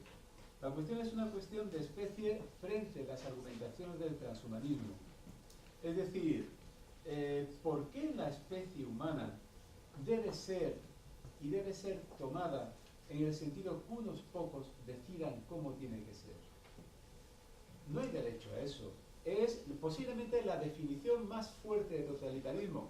Es una definición más fuerte de totalitarismo que conozco, pero es dicha en plan gracioso. El totalitarismo es el conjunto de personas que deciden cómo los demás tienen que ser felices. Yo pregunto, usted decida cómo tiene que ser feliz usted, pero no decida cómo tiene que ser feliz, cómo debe ser feliz yo. En consecuencia, usted decida cómo tiene que ser usted si quiere, pero no el resto de la especie humana. En ese sentido, no estamos en condiciones todavía de tomar la decisión ética para decir cómo tiene que ser la humanidad en el futuro. ¿Comprendes? Y después una segunda cuestión, que es el término de las modas. Es decir, no puede ser esos pocos que deciden cómo tienen que ser la humanidad, no solamente poderes políticos, sino poderes comerciales, que nos vendan que bueno, que es muy interesante que el ser humano de las propias generaciones tenga que tener, por poner el ejemplo clásico, los ojos azules y el pelo rubio, para después de 30 años decir que tiene que ser los ojos morenos y el pelo rizado y cambiarnos así de moda, ¿verdad? ¿Estamos todos dispuestos a asumir ese riesgo por propósitos mercantiles o bien por propósitos éticos políticos? Esos son los dos argumentos que sostengo fundamentalmente en contra del transhumanismo. En caso de que una persona sea aceptar esas modas, pero le empiece pensando en él mismo como no ser del tiempo presente, no ser de prolongación, la continua en el tiempo, entonces sí que sería humano dicho acto. Bueno, ya te digo, yo en el tema de la libertad individual sencillamente no entro. Me parece que en el ámbito de la libertad individual hay que respetar máximamente las decisiones que toma cada persona, ¿no? Siempre y cuando no influyen efectivamente en el colectivo, ¿no? El problema es cuando esa libertad choca con una libertad colectiva, como te digo, ¿no? Es como, te pongo un ejemplo muy sencillo. Cuando uno está soltero, puede decidir dónde va de vacaciones, si a la playa o a la montaña, libremente. El problema es cuando uno se casa y tiene familia, y tiene con él a la suegra además. Entonces, el problema de la libertad individual ya se ve condicionada por la libertad del entorno social en el que vives. Y en ese sentido, yo no tomo la decisión de dónde voy a hacer mis vacaciones, sino en consenso con el resto de la comunidad en la que vivo. Sería un ejemplo, si quieres, muy simple, pero aplicable perfectamente, me parece a mí, a este tipo. Un ejemplo bronco, grosero, que no sé si hace dignidad a la pregunta que estás haciendo, pero a mí me resulta, me parece que la clarifica, ¿no? Bueno, ¿usted considera la necesidad de salirse del paradigma naturalista para definir a lo humano? Pero mi pregunta es que el hecho de salirse, no puede su propia subjetividad, que es lo que lo caracteriza, influir los argumentos para definir lo humano. Bueno, una cosa es cómo vivo la propia subjetividad, es decir, cómo vivo mi propia individualidad o mi propia introspección, cómo me examino yo a mí mismo. Y también, y otro problema es si puedo universalizar de alguna manera mi propia introspección, mi propia subjetividad, para postular un modelo antropológico global, ¿no? Esa sería más o menos tu cuestión. Mi idea es que efectivamente, independientemente de mi introspección, el modelo de antropología que sostengo no es una antropología hecha a priori, una antropología en la que yo en la soledad de mi despacho o en la soledad de mi habitación elaboro cómo debería ser lo humano. Ya os he argumentado al principio de la intervención cómo esos modelos han resultado ser posiblemente demasiado excluyentes. La forma de antropología que yo sostengo es una forma de antropología que se funda en el dato de la ciencia, que se basa en la interpretación de esos datos, en una hermenéutica, que eso significa interpretación de esos datos, y después intentar hacer hipótesis globales conjuntando esos datos con esas interpretaciones. Esas hipótesis globales me llevan precisamente a afirmar que un modelo global de la especie humana no es solamente, por ejemplo, mi forma de excelencia humana. Yo puedo tener un modelo de excelencia humana X, ¿verdad? Pero yo no intento imponer mi modelo de excelencia humana como si fuera el único posible. Yo no creo que la excelencia humana sea relativa, pero creo que es plural. Me explico. Así como ha habido momentos en la historia del pensamiento en los que el modelo humano ha sido el héroe, la Grecia homérica, en los que ha sido el santo, en los que ha sido el sabio, en los que ha sido el hombre común, el comerciante, etc. Yo respeto precisamente todo ese conjunto de excelencias, aunque yo no tenga por qué asumir todas ellas. Yo puedo asumir un modelo de excelencia, en el caso es el que personalmente he asumido, de dedicarme al conocimiento y de buscar mi felicidad, aparte de mis relaciones sociales, es decir, ofreciendo lo que sea a otros, conociendo un poco las leyes que rigen la existencia humana y las leyes de la naturaleza. Pero eso no me lleva a renegar de que otros puedan encontrar la felicidad siendo protectores, guerreros, o sea, de los militares, o de los monjes, o de los otros arquetipos posibles humanos. No sé si me explico suficientemente. De tal manera que el modelo de antropología que sustento no se basa solamente en la aplicación de mi modelo de excelencia al resto de la humanidad, pero que precisamente por el método schelleriano que sostengo, basado en los datos de la ciencia y de la interpretación de la ciencia, es posible hallar un modelo plural de excelencia que me parece que es lo que hace posible precisamente una sociedad de tipo pluralista en la que el consenso, el diálogo y la tolerancia sean posibles. Y ahora, el aristotélico, esa pluralidad es accidental, pero obedece a un sustrato común. Ah, claro, no, evidentemente. Eso sí lo sostengo. Quiero decir, lo que es la estructura de la subjetividad humana, la estructura orgánica de la subjetividad, la estructura psíquica de la humanidad y la estructura de valores de la humanidad, cultural de la humanidad, ¿no?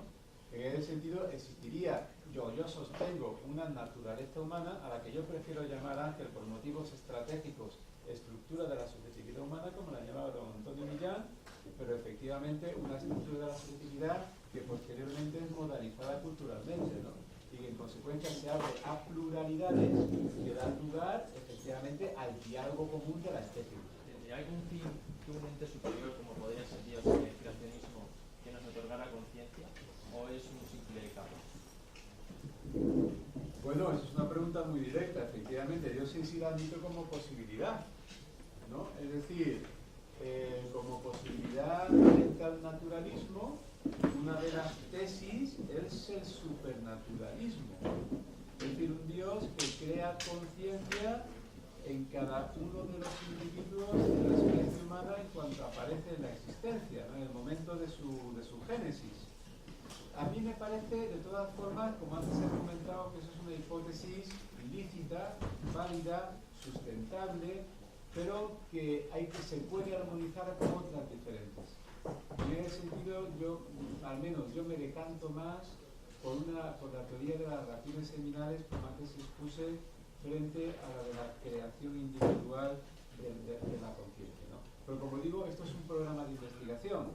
A mí me parece que es más sustentable desde el punto de vista en que hoy nos movemos por las ciencias naturales, la tesis de que la mente está en el principio y de que aparece la mente al final por causas finalistas, de un Dios caprichoso, como tú afirmas, que crea, caprichoso pero comprometido, porque no se trata de que cree la conciencia en un ser humano y en otro no, pero que la cree en todos.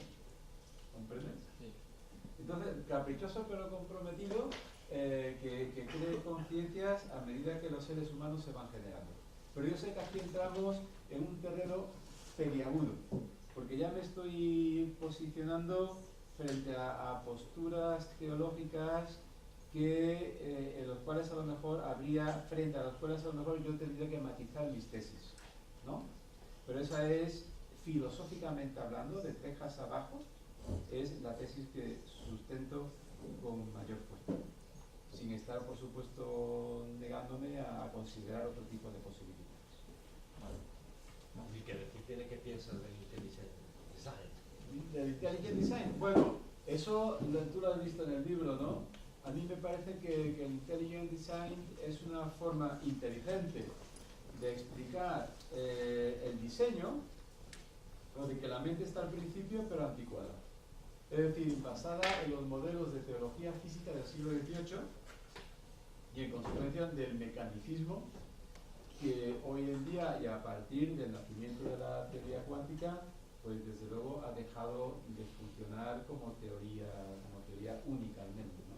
O sea, el mecanicismo frente a la mecánica está la ley natural y la ley natural no funciona hoy, digamos, tal y como la teología física la consideraba, y me parece a mí que el Intelligent Design sigue considerándolo, ¿no? O sea, vamos a ver, no hay diferencia entre lo que William Paley sostenía en el siglo XVIII y lo que William Dembski sostiene en el siglo XXI, a mi parecer. En tu opinión, ¿tú crees que el hombre sería capaz de crear una inteligencia artificial con conciencia y autodeterminada como el hombre? ¿O lo ves como algo imposible, además de lejano, irrealizable? Vamos a ver.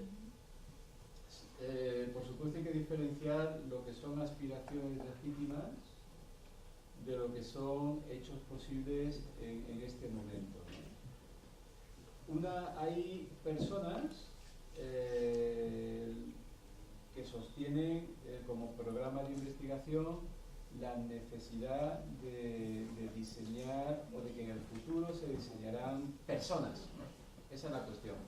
Porque alguien libre y responsable, alguien racional y con capacidad de autoconciencia, a eso se le denomina con el nombre de persona.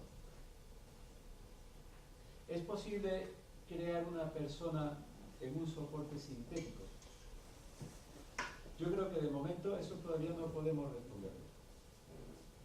Yo creo que de momento estamos justamente en la elaboración del soporte sintético. Es decir, la creación de vida sintética. Vamos encaminados hacia la creación de vida sintética. Algunos pasos se han dado. Pero eso todavía está por diseñar a gran escala.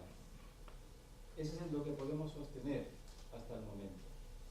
Ahora bien, torciendo un poco mi argumentación, ¿la noción de persona puede aplicarse solo al Homo sapiens? En la medida en que lo he caracterizado como aquellas entidades que tienen autotrascendimiento y autodestinación, podría admitirse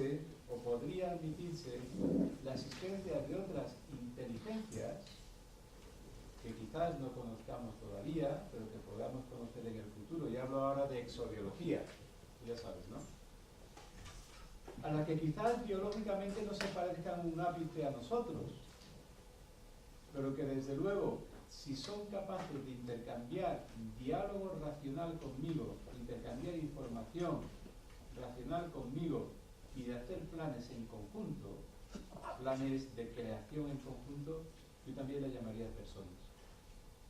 Es decir, no me limito al concepto de persona del ser humano, aunque en el ámbito de la inteligencia artificial me parece que todavía no estamos capacitados para decir si eso llegará a producirse algún día. Ahora estamos en el momento del diseño del soporte sintético que quizás algún día pueda albergar una conciencia y una vida. Yo creo que más no se puede decir. Simplemente, si algún día conseguimos la producción de una conciencia en un soporte no sintético, yo reniego de mis tesis y en consecuencia yo sostenía, fíjate, y en este sentido sostenía tres tesis fundamentales, el tema de las tres singularidades, ¿no? La singularidad en el origen del universo, la singularidad en el origen de la vida y la singularidad en el origen de la conciencia. La segunda se me está cayendo rápidamente como una cabaña, vaya. La de la vida, ¿no? La de la vida. A mí también. La de la vida, la de la vida. Yo veo muchísimas posibilidades ahora mismo, aunque efectivamente el interlocutor básico de mi obra sea Darwin y jamás se planteó él el origen de la vida y siempre lo argumentaba hacia el futuro, con dificultad, dice él, se podrá en un futuro establecer cuáles son los orígenes de la vida. Sin embargo, se me están cayendo eso, los palos del sombrajo con la segunda singularidad. ¿Que en el futuro puede ocurrir lo mismo con la tercera? Pues bueno, pero yo creo que todavía está eso lo suficientemente lejos para que pueda sostener con legitimidad que eso todavía, que eso no será posible. Como dice nuestro colega Soler Gil, el naturalismo es una tesis muy seria. Muy seria, efectivamente. El materialismo es una tesis que hay que muy seria y que considerar, y es perfectamente plausible. Lo que no se deriva es del conocimiento científico. Eso es. Eso es lo que dice Soler, que a mí me encanta, porque parece que de la ciencia se sigue el naturalismo como... No, el naturalismo es una afirmación metacientífica, es una afirmación filosófica que en ningún caso se sigue de ninguna conclusión de la ciencia. Pero como tesis filosófica es muy seria. Ahí está. Y justamente la idea, como tesis filosófica, es muy seria y caben otras alternativas filosóficas que pueden derivar también del dato científico, que es lo que estoy esforzándome porque se tenga en consideración. No solamente la cuestión del naturalismo, del materialismo científico, sino la cuestión de la posibilidad de introducir un programa no reduccionista dentro del ámbito de la filosofía, de la especulación filosófica o de los programas de investigación filosófica, ¿no? Y de programas de investigación científica también. Mira, nos vamos a leer el libro de la afectividad. Del sujeto emocional. Yo digo que es un libro que me ha dado muchas alegrías y porque está teniendo muy buena recepción en España y en América. O sea que se acaba de hacer una reedición ahora, una reimpresión, porque la primera edición ya voló y yo me siento muy contento de él, aunque ahora, con el paso de los 2 años, algunas cosas rectificaría porque sigo investigando sobre el tema, pues desde luego a mí me parece que de momento es de las pocas teorías de la afectividad filosóficas que está a la altura de lo que la psicología experimental ha dicho al respecto hasta hoy en día. De verdad, muchísimas gracias y gracias a vosotros y de verdad por vuestro esfuerzo, a los que estáis y a los que no estáis. Estáis hasta arriba de laboratorio, estos chicos, la verdad que no tienen tiempo y han sacado tiempo para leer, entender y hacer preguntas inteligentes sobre tu libro, lo cual os lo agradezco de verdad. Yo lo que espero es haberos dado alguna respuesta inteligente a vuestras preguntas, ¿no? Y aquí, por supuesto.